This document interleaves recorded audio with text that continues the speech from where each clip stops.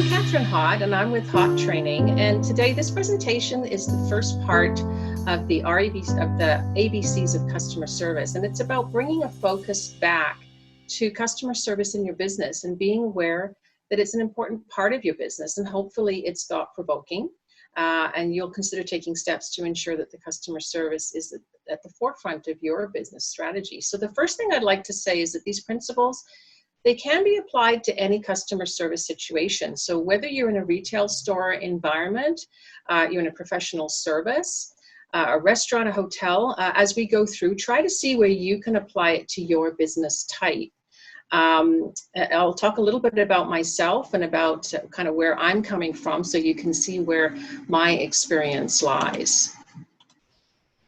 So what I'm going to go through is basically this today. So I'll do a little introduction of myself in a few minutes here, and then I'm going to talk about the objective of today.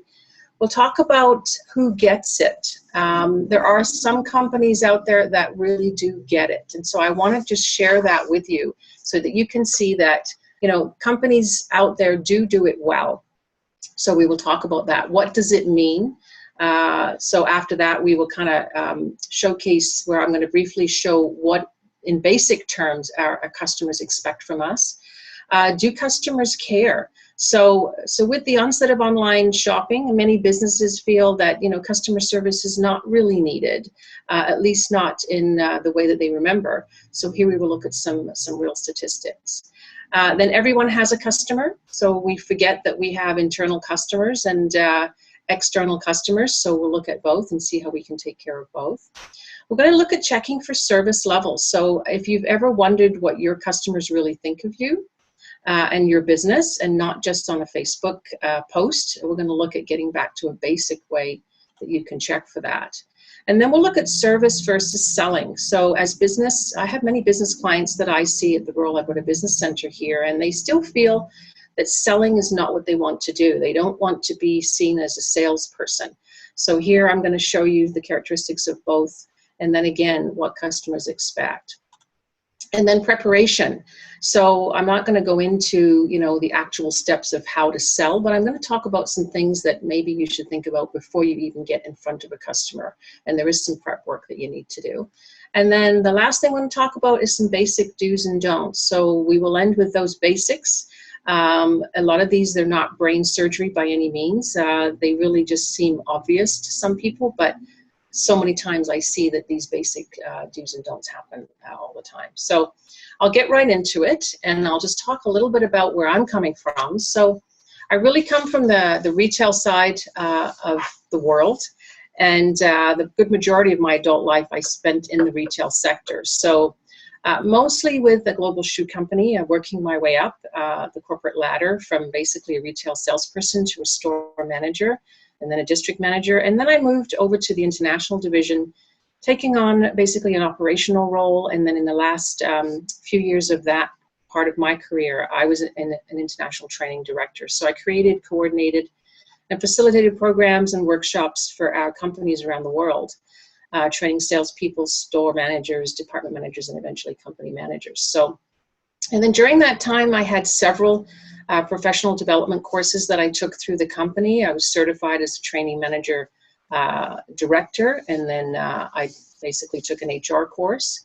And I basically left my corporate career in 2008 and basically ventured out on my own.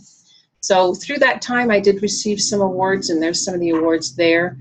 And most of them, I think, really were achieved in my role as store manager or district manager. And then there's a few other awards there that I received through the company, and one of them was a Canadian Society of Training and Development Award that I had received for an e-learning program. So that was kind of my life before. And then the company closed up shop in Canada, and I moved basically into looking at trying to do something on my own. I didn't want to go back into the corporate world, and so I decided to open up my own company. So I decided to open up Hott Training, which is what I'm doing today. So through that company in Ontario, I was able to instruct at a couple of colleges there. I was the president of the Durham Home and Small Business Association there as well, and I received a President's Award through that association. And then I decided to write a book, because I had nothing else to do, I guess. So I wrote a book on how to do parties the easy way, and sort of an event planning book. And then we moved to Cold Lake. My husband works for Staples up here, and so we came to Cold Lake in 2013. And I started this new role as the small business advisor. So I now do both roles. I have my training company, and I'm also the small business advisor for the Royal Alberta Business Centre here in Cold Lake. And since that time, we've won a couple of economic development awards, as you'll see at the bottom there. And I recently won a Woman of Influence award here in the Cold Lake area. And I decided to write another book, so I'm writing another book called Texting to Talking. It's basically how to get kids off their phones, to disconnect and reconnect. So that's what I'm currently working on right now. People always ask me a little bit about my family. It's an old picture of my family. I can say that it's old because that little boy that's sitting in the front, he's now graduated. So yeah, it's a little old. I have to get a new one done. Have to mention the dog because we have a wonderful little dog named Coco. And what some people don't know about me is that I'm a huge Harry Potter fan. So I don't know if you really need to know that, but I decided I was going to put that in there anyway. And normally when I do a workshop, I always like to ask people, you know, what's so interesting about you? And I get some really interesting stories, so I like to put that one in there as well. So that's a little bit about me and kind of where I'm coming from. I'll get right into the objective. So the objective today is really to get that customer service is the key to meeting all of your customer client needs so that they'll return again and again. So I'm going to start off quickly with, I want to just kind of throw some pictures at you and say, you know, do you know who this guy is? He looks like a pretty unassuming guy. And if anyone said Sam Walton, then you're absolutely right. This is Sam Walton. So everybody knows that he is the founder of Walmart. And his quote here is, there is only one boss, the customer, and he can fire everybody in the company from the owner or chairman on down simply by spending his money somewhere else. I love that quote because I think over the years, maybe if you've been into a Walmart store, you've probably seen that maybe that still applies and maybe it doesn't. But I really love that because it really kind of puts a focus on the customer. And the customer is really the one that runs things when it comes to customer service. So another guy, I don't know if you know who this guy is. I'm pretty sure you do. So this is Mahatma Gandhi. And I don't know if a lot of people out there know, but he was a very successful lawyer in South Africa before he became a peace and civil rights activist. And this is a quote that he has, which I really love. It's, a customer is the most important visitor on our premises. He's not dependent on us. We are dependent on him. He's not an interruption in our work. He is the purpose of it. He's not an outsider in our business. He's part of it. We are not doing him a favor. By serving him, he is doing us a favor by giving us the opportunity to do so. Again, the focus is on the customer. And now this is an interesting looking guy. So I don't know if you know who this guy is, but this is Tony Hsieh. It's not pronounced Hsieh. I'm not even going to try to pronounce it for you, but he is the CEO of Zappos and a billionaire, by the way. He just sold his company to Amazon for $1.2 billion, but he continues to run the operation largely without interference because the format that he uses really works. And so what drives it? Well, basically, he says happiness. And I've basically done some research on Zappos, and they really do focus again on the customer. So as it says here, they do everything in their power with every single interaction to wow its customers and ensure that they're happy. Salespeople, they survey their customers after every sale. They want to know how they did after every sale. One of the examples that I had read about Zappos is that they really empower their employees. So for example, there's one story about someone that was trying to return a pair of boots. They asked them what was the reason for the return, and the customer said that the father had passed away. And so what they did was they sent flowers and they said, please keep the boots. We do not need the boots.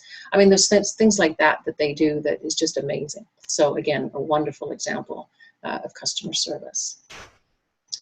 And then I thought I'd look at a department store. And so Nordstrom, this is out of the United States, has an excellent way that they focus on the customer. They basically hire people who enjoy people and are excited about the job.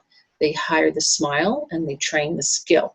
So they're not really as concerned about hiring people with experience. They feel if you have the personality and the confidence, they can train you on all the other things. But what's interesting about Nordstrom is that this is their employee handbook. They only have one rule, and the one rule is use good judgment in all situations, and they basically say there will be no other rules. So I think that's a really interesting way of empowering their employees and making sure that they have the opportunity to make the decisions for themselves and that they don't need any more rules besides that one rule. So another example of who gets it is the Ritz-Carlton. So if you've ever had the opportunity to stay in a Ritz-Carlton, I haven't, but I hear it's amazing. And they just have 3 basic steps of service: a warm and sincere greeting, use the guest's name always, anticipation and fulfillment of each guest's needs, and a fond farewell. Give a warm goodbye, and again, use the guest's name. The one thing I like about this is that their motto is, "We are ladies and gentlemen serving ladies and gentlemen." So one of the quotes that I actually found, and I'm going to read it to you here, is that his name is Herv Hummler, and he is one of the founders of Ritz-Carlton, currently the president and the COO. He was recently quoted in 2017 as saying, "We are fulfilling our promise to provide our guests with genuine care and comfort while creating lasting memories." And I think that that's really something to say for a company of that magnitude. And then his next quote was this: "We work to meet the needs of our guests through the delivery of our legendary anticipatory service by providing engaging programming and culturally immersive experiences and telling stories through design." I think that's amazing, and I think that a lot of companies really don't take it that far. Now, granted, they're a luxury hotel, but that doesn't mean that we can use the same premise. And then there's a airline. I like to use Virgin Atlantic. Again, I don't know if you've ever been on a Virgin Atlantic flight, but their economy class is beyond what you would think an economy class would be on a Virgin Atlantic flight. So when it comes to customer service, they reign as the king or the queen, especially the guy that runs it and is at the helm. And of course, that's Sir Richard Branson. But they have, and you can see on here, they have, even on their economic on their economy class flights, they even have a choice of 3 complimentary meals, for example. They have complimentary drinks. They even give you a little amenity kit for overnight flights, which you would typically not get unless you were in a higher class cabin. So they really make that experience better than anyone else out that does it.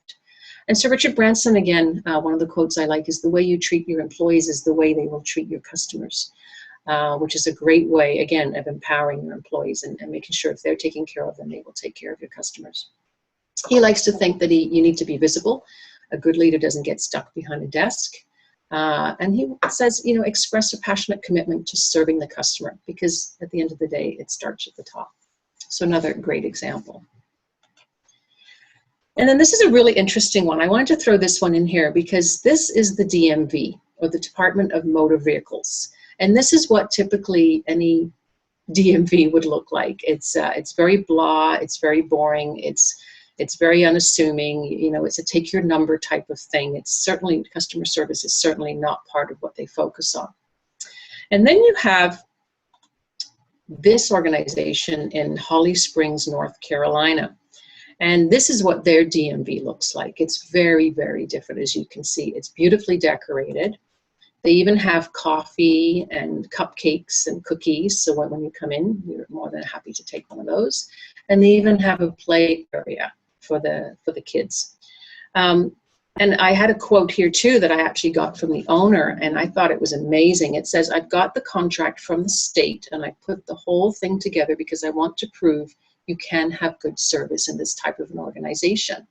He said, "It's a mindset. I built it and designed it to completely break the mold of what a DMV should be.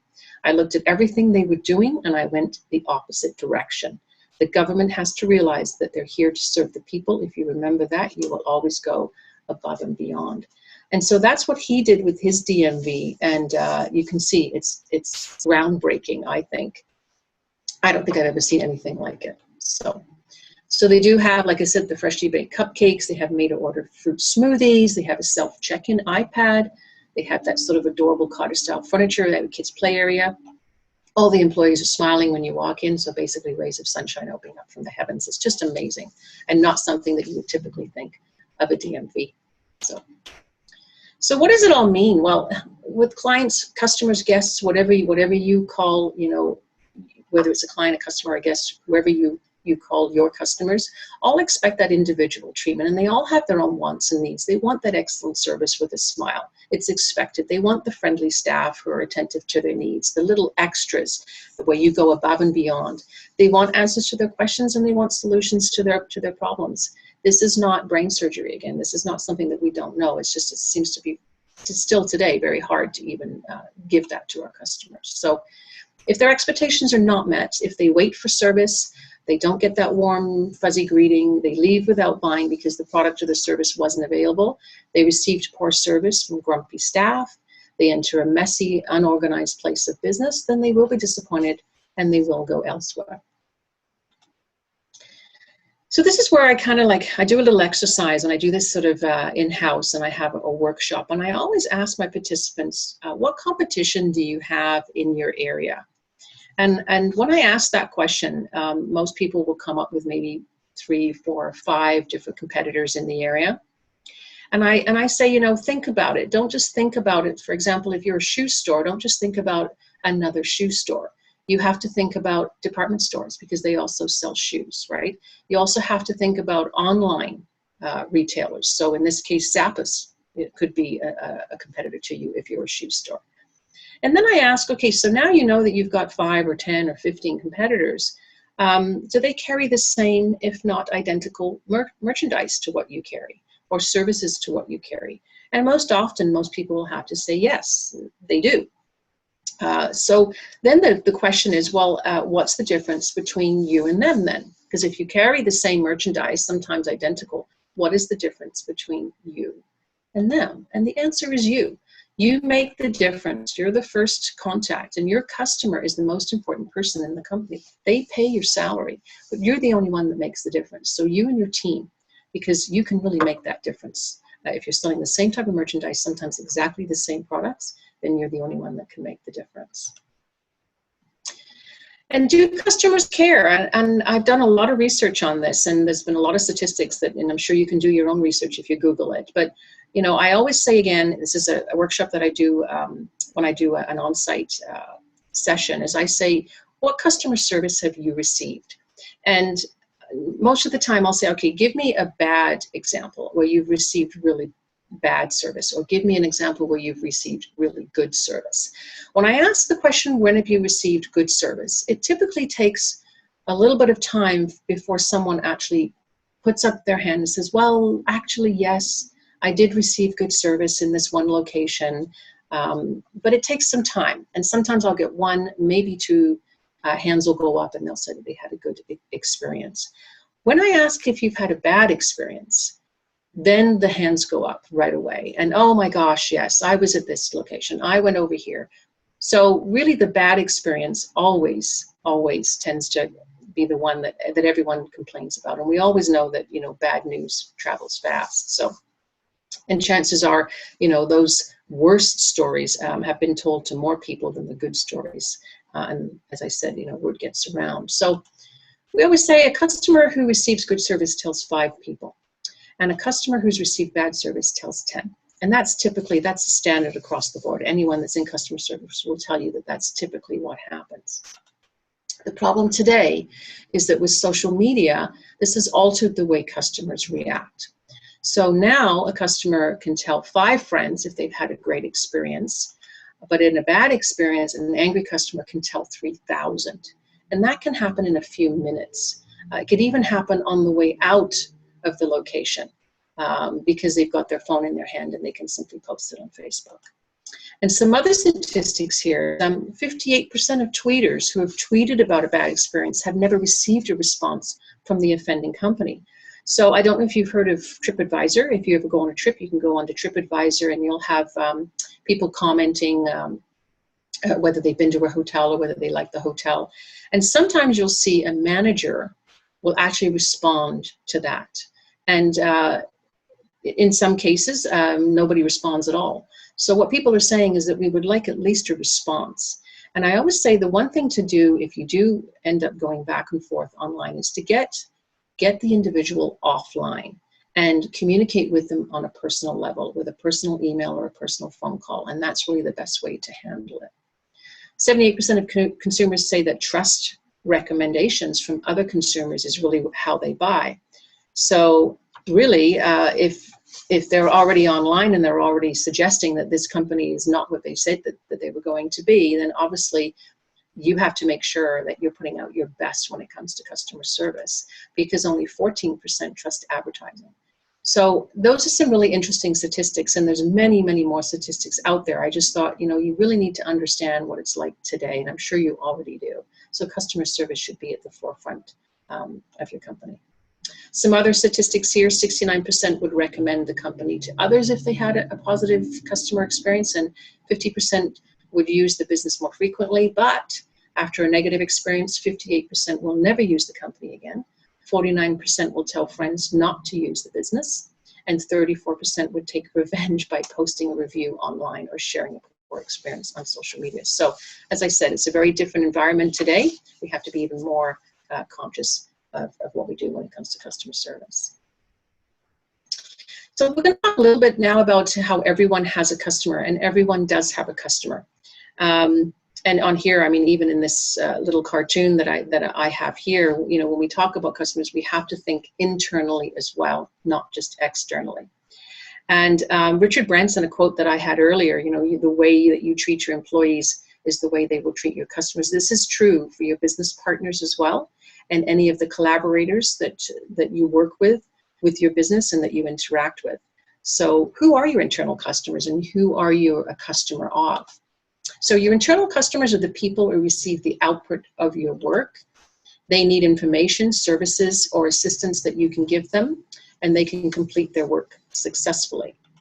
So for example, if you're in a hotel, housekeeping relies on the front desk to know when to clean the room. If you're in retail, the stock person unpacks the shipment so the salespeople can get to the new products and sell to the customers.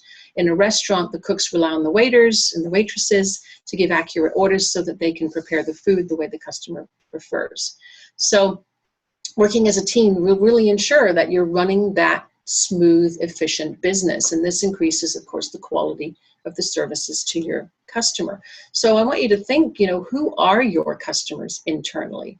And what do they depend on you for? Because who are the people that you depend on to get your work done? And who do you depend on them for?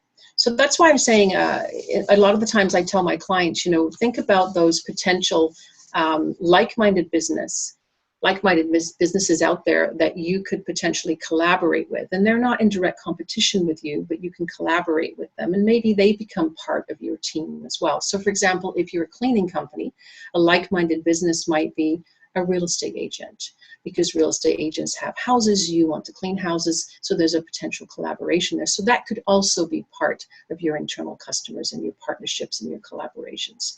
And if you take care of them, they will take care of you, and then they become part of your team. So know who your internal customers are and what their expectations are. If there are mistakes or conflicts or lost sales or unhappy customers, then you have to find that weak link, and then you have to fix it. And then your customer service will increase as well. So all around, internally, externally, good customer service skills are the key. So really, what does offering better customer service give us? It basically gives us that competitive advantage, and that's what we want at the end of the day. So checking for service levels. So I'm sure you've heard of the mystery shopping, and some of the larger companies do mystery shopping.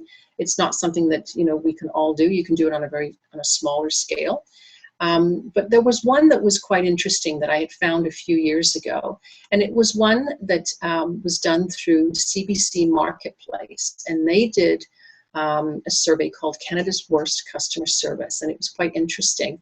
They sent mystery shoppers into several quite large companies across the country, and they asked these questions. What was your first impression? How helpful were they? Are the service people available to you, or did you have to hunt them down? Can the service people find the product? and how helpful were they. So this was done a few years ago, but I still find it relevant today. So I'm just curious if you know who Canada's worst customer service companies were, who won the top honors. And when I asked this question again in the workshop, sometimes people do get the answer right, which is very interesting. But the one that came up number one was Zellers, which is interesting because, as you know, Zellers is no longer in operation anymore. So I don't know if that had anything to do with it, but Zellers was the top one. The second one was Canadian Tire.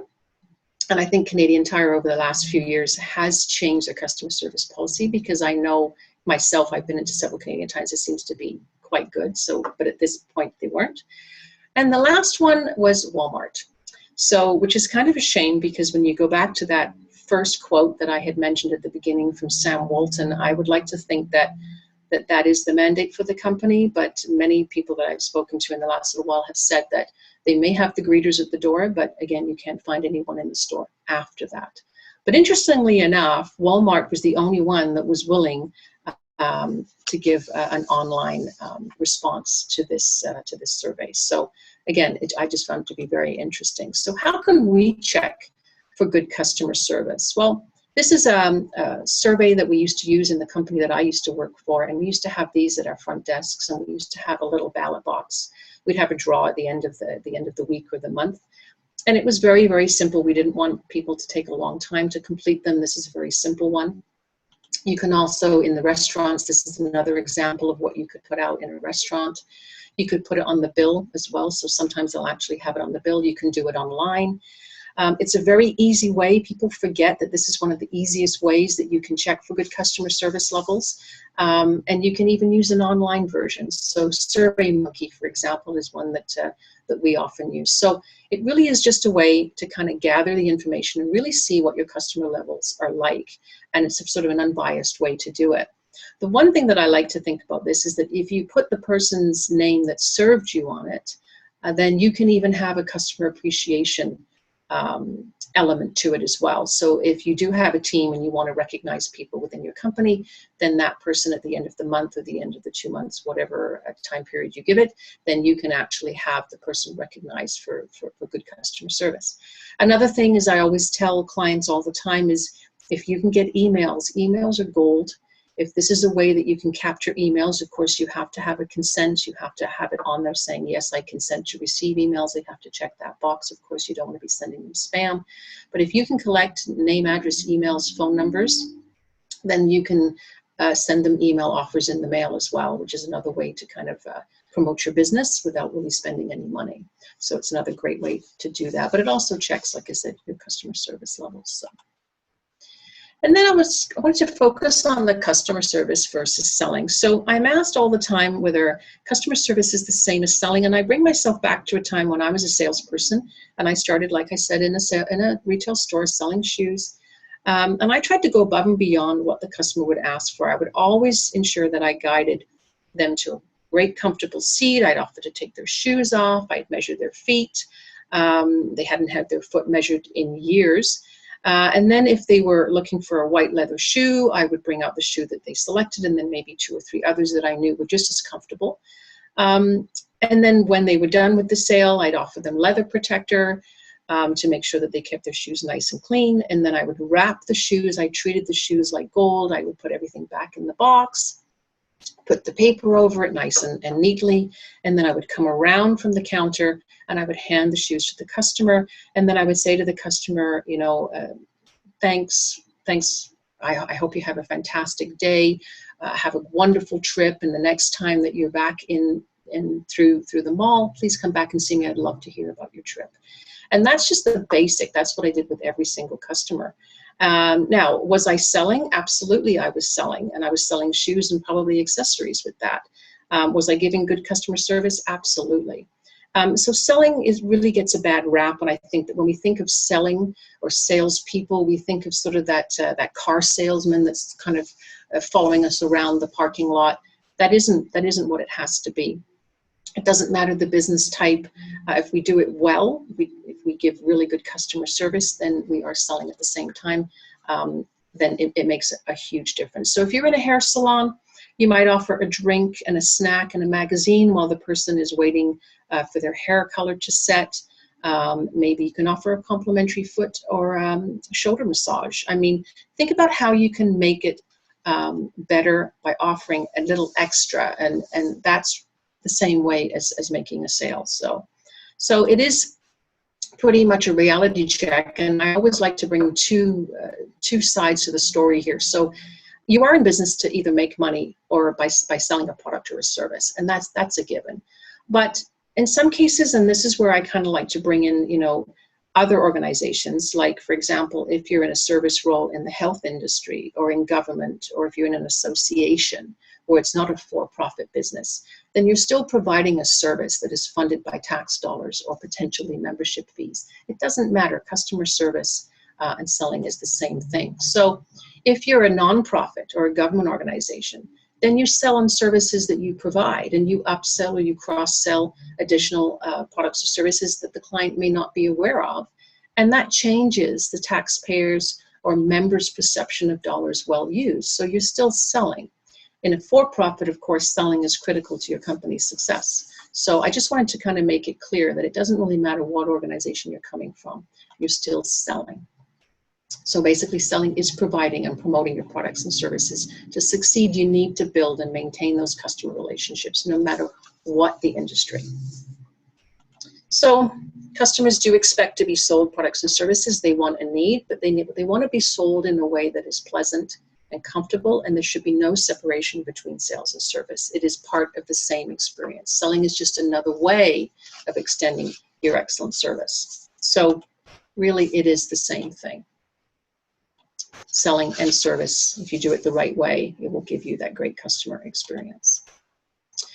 And I always say, you can go online. There's a million different processes and steps, how to sell. There's a 3-step or a 5-step or a 10-step on how to sell. And there are many workshops and seminars out there for you to learn the basics of selling products or services. They will all have a system. They will all have a process for you to use, because there is no such thing as a born salesperson. Everyone must learn how to sell, just like a doctor or a lawyer or an accountant, okay? You're not born that way. It is a profession, but you do need a system, a guide to kind of help you turn those shoppers into buyers. And I always caution businesses to not use the scripts included in their sessions verbatim. So this is where I talk about robots, and use your natural instinct. Your personality has to shine through. No robots. Now, one example I give when I was a store manager is I had just had a meeting with my store team that day, and I told them that every single customer that walked in the door had to be greeted with at least a smile and a greeting. And we used, for my example, the weather. So, we used that example. We said, if somebody comes in, the one thing that you could say to them is, hi, how you doing today? What's the weather like out there? Is it still raining, or whatever that may be? So, of course, the customer walked in, and it was first thing in the morning, and one of my first team members greeted them with a smile, and they said, hi, what's the weather like out there today? And, of course, the customer said something like, it looks like rain again. I think there's a storm coming. They had a little conversation, and the customer went on in towards the back of the store. Of course, there was another salesperson at the back of the store, and again, they said, hi, what's the weather like out there today? And, of course, the customer said, well, it looks like rain.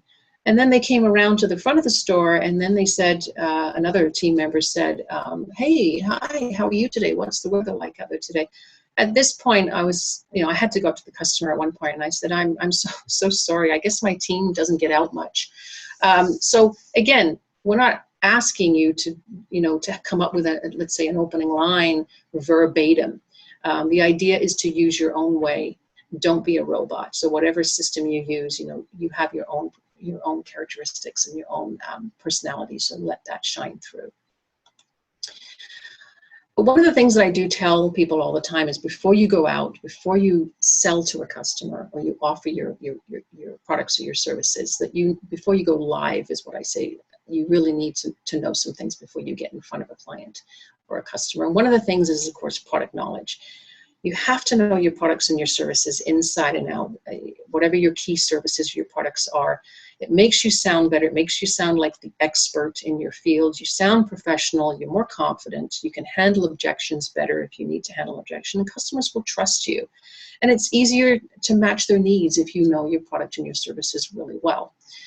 Know the competitors. So I always say visit them online if they're an online competitor. Go into their location, check them out. What are their offerings? What kind of display ideas do they have? What are their promotions? Compare their customer service policy. Memorize your prices. I know that sounds silly, but I've been into locations where they don't know their prices and they have to go look. And again, it doesn't make you sound very confident. The customers don't really trust you the same way. You can also match customer pricing if you need to. If you know the pricing, it saves time. Walk the store, the location that you're in. And this, I think, is, again, a given. I don't know if anybody might think that this is kind of a no-brainer, but it really isn't. Make sure it's neat and clean. Make sure that there are display changes. Know what's new, what maybe has come in the back room. This also applies to your website. Go on to it regularly. Check that it's being updated. There isn't old products listed or old prices listed. And I know I'm in the middle of checking out one of my websites, and it is time consuming. It's painstaking. And I'm going through that process now, but it needs to be done. And we forget the website, we don't see it every day, so we forget about it. So when I say walk the store, walk the website as well. Market research. So again, I tell a lot of my clients here, most of them have winged it when it comes to opening up a business. They didn't have business support back when they started their business. And we always say, just because it's a great idea or a concept that you have in mind, is there a need? It always comes down to that need, and that's where the market research comes into play.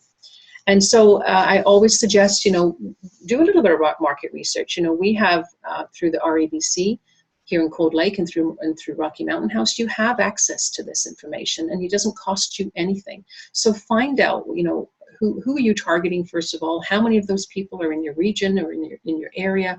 What's happening in your industry? Which brings me to the next point, is the current trends. Are there any current trends that you need to be aware of that you can capitalize on? This is all stuff that you can find out. You don't need to do it by yourself. You do have help. And those are just a few things that we say, before you go live, prepare yourself. And to end it off, there's basically some do's and don'ts. Again, I like to say that this is not necessarily brain surgery, but again, I see this all the time. So, and some of them I have had direct experience with. So I'm going to go through them to basically end off this session. So the first one is acknowledge every single customer with at least a hello. And you wouldn't think that I'd have to say that, but how many times have you been in a location where somebody has not even greeted you, not even a word, nothing? And even if you have a client, one of the first things that you would typically say is, hi, how are you doing today? And you have that initial conversation. So it seems like a no-brainer, but I have to mention it all the time. Look professional. Again, it depends on the business type. Of course, if you're a forest guide, obviously you wouldn't be, greeting your customers in a three-piece suit. I mean, I get that. But whatever it is, it should be clean, and the person wearing it should be clean. I always think that leggings, in my opinion, or still yoga wear, for example, and they're not typically worn to a business meeting. But I've seen it, and that's just my opinion. So there are a couple little things that I bring up there. Keep the personal problems outside of the workplace or outside of the business. I know, again, I go back to my store management years, and I've had team members that would come in for work. I had one team member came in, and unfortunately his cat had died the night before, and he literally had Fluffy's collar in his pocket, and he kept ringing the bell. I swear he was ringing the bell, and then he would get this horrible look on his face. He was a mess. Okay, I had to send him home. And then we would have, on several occasions, girlfriends would come in and had fights with their boyfriends, and unfortunately the customers really don't care about your personal problems. They don't have to. Once you're in front of a customer, it's basically showtime. I hate to say it, but they really don't care. It doesn't matter to them. So it's hard to say it, but unfortunately, yeah, you have to keep it outside of the workplace. And some other do's and don'ts. Sell products and services that you don't like as well as the ones that you love. So an example here that I have is, if you see that pink, it's called a Converse canvas shoe. Back when I was a store manager, we used to sell these shoes. They are, in my opinion, ugly. But that's just my opinion. But I had a client come in, they wanted two pairs. They wanted a pink pair and they wanted a green pair. They were going to purchase two pairs of shoes. And before they left, they put the pink pair on the left foot and the green pair on the right foot. And they asked me my opinion. And as always, I would say, well, no, it's not me. I'm not a big fan of these shoes, but I know that they're really trendy right now. And so sometimes you have to do that. Sometimes you do sell things that you're not as in love with as everybody, but it's not your thing, right? It's whatever the trend is at the time. Adapt to the different type of customers. I think that if you're dealing with an 18-year-old and then you're dealing with an 80-year-old, of course, most people will adjust, but you do have to adjust your communication style. And I think that we do try to do that to a certain extent. And satisfy every customer above and beyond. So again, think of the ways that you can go above and beyond, and maybe you can hand deliver a product, for example, or maybe you can offer a special sample for someone in a product that they might like, or help an elderly person with their products to the car. Just think of ways that you can wow your customer and go above and beyond what you would normally do. So those are the do's. The don'ts: do not invade the customer's personal space. And this is an interesting one because they say that there's about 24 inches diameter around a person. And if you go in that 24 inches, people feel really uncomfortable. So if you're a very touchy-feely person, that's not something that you could necessarily do in a customer situation or a client situation. You may think it's okay, but they may not, especially if it's a male to female or female to male even. You have to try to keep out of that customer's personal space. And don't interrupt your customers. Some people like to hear the sound of their own voice. Some people like to go on and on about a product or a service, and sometimes they'll use acronyms that nobody understands, first of all. But let the customer speak and listen, because the more you can find out about their needs, the more information you have, of course, to serve them. And do not gather on the sales floor or at the desk. And this can be thought of in many different ways, but I often see in retail locations, for example, a group of kind of gaggling girls at the desk, ignoring the customers, more intent on the gossip that they want to focus on than on customers. And I've seen it in hospitals, I've seen it in government offices, I've seen it in gyms. Basically, you're ignoring your client and your customer. And never qualify a customer by appearance. So there's an interesting story here. I remember many, many years ago, I was running a store in Ottawa, and a gentleman had come in, and he looked a little scruffy. He had a really long brown coat on. He had kind of a scruffy beard. His hair was kind of messy. And, looking at him first glance, you wouldn't think that he would be in to buy something. So it seemed like the salespeople that were around me at the time just kind of ignored him and didn't really pay much attention. So I went over to him and I was speaking with him. It ended up that he was actually a Russian diplomat, and he was wanted to buy shoes for his family back in Russia. He ended up leaving having spent about $700. So a really good lesson for my team at the time.